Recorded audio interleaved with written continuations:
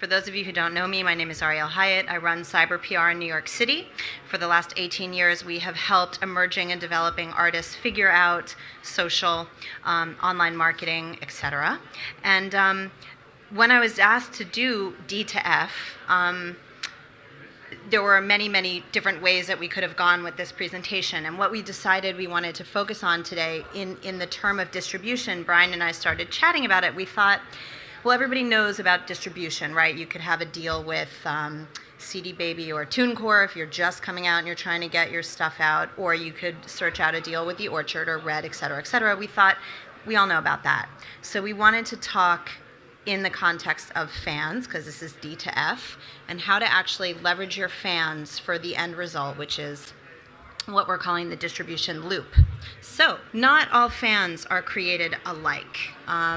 I've written several books on the topic of marketing to fans, and I came up with a philosophy a couple of years ago called the 3 communities. So I think when you're beginning to market and promote yourself, it's or even if you're advanced, there's sort of you in here with your team trying to get out there, and then there's the world. And the internet has made us public facing to everyone, and it's very confusing. You have Facebook, you have Twitter, you have all the different social channels, you have your own website, there's all these moving parts, and it's facing everyone.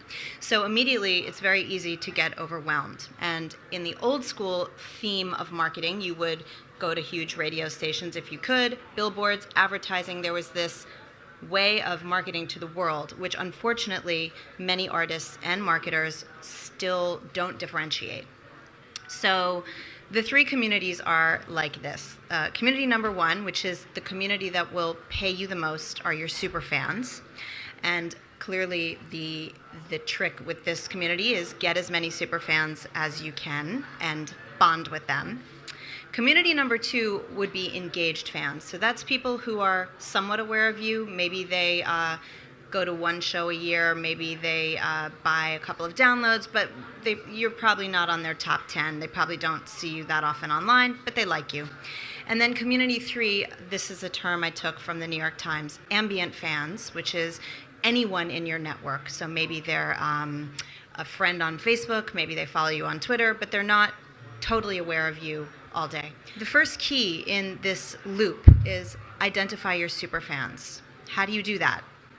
Start with your artist. Your artist always knows the best about their fans, who's out there.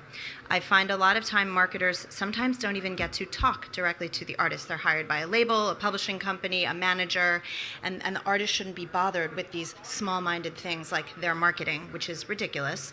Always, if you can get access to your artists, sit them down, buy them a drink, buy them a coffee, pick their brain, take notes.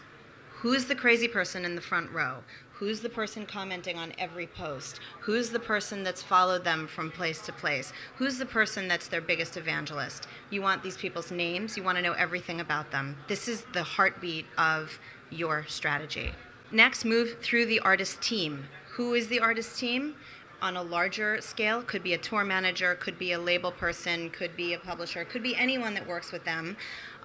In our world, it's the girlfriend, the boyfriend, the husband, the wife, the niece, anyone that's in the family that's attached to the artist and understands them. That's the team. Ask them for names. So the key in this is identify them. Who are they? How old are they? Where do they live? What do they like? Because most probably as you continue to grow your super fans, what you're going to find is they're going to fall into this wheelhouse. Online, you identify them on your social media sites. If you're posting frequently, they're the crazy people liking it first. Maybe they're retweeting it. Maybe they're sharing it. They're commenting.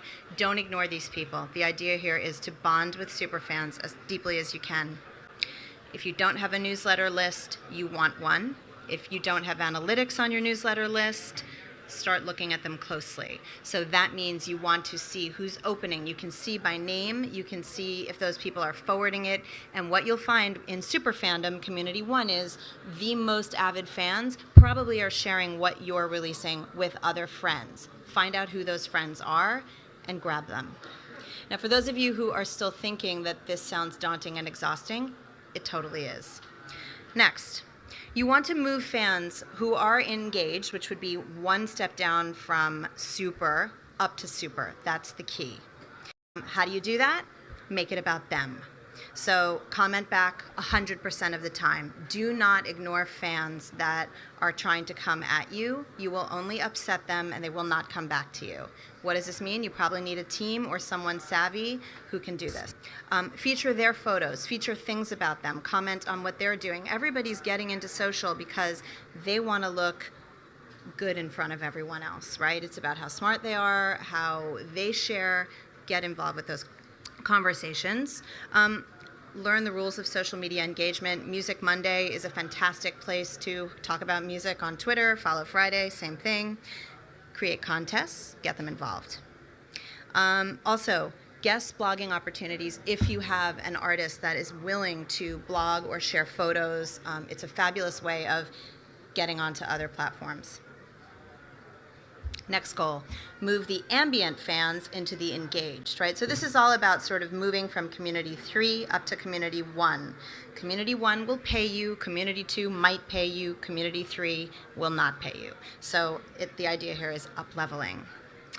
How to get their attention? Again, follow back, monitor and track. For those of you who get overwhelmed and exhausted with analytics, start with these 3. They're wonderful: Crowd Booster, Hootsuite, and Clout. They're inexpensive, and they will show you by face and name the most engaged people in your communities. Get better at social media. I know it's daunting. Again, it's going to be the key to engaging and capturing fans.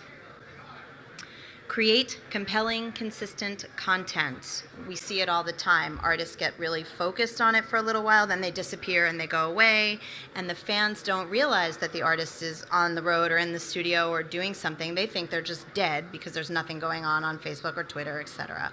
So you want to make sure that content is consistently pushing out. Do things that average people can relate to. If anyone has seen Grumpy Cat online, or any of these things that people tend to share, like silly videos of pandas sneezing or babies biting each other's siblings' fingers, you realize this is not rocket science. It's funny, cute things that the average person wants to share at work. So sharing something high level about, oh, I'm in the studio and I'm producing with this great name that you've never heard of, means nothing to you, somehow can get lost on your fan base. So start with your cat. Stop only posting again about, I think artists tend to focus, it's so important to be in the studio or to be on the road or to show a little bit of what that looks like, but if you don't have a lot of fans and if you're not One Direction, no one really cares about what it looks like in the studio.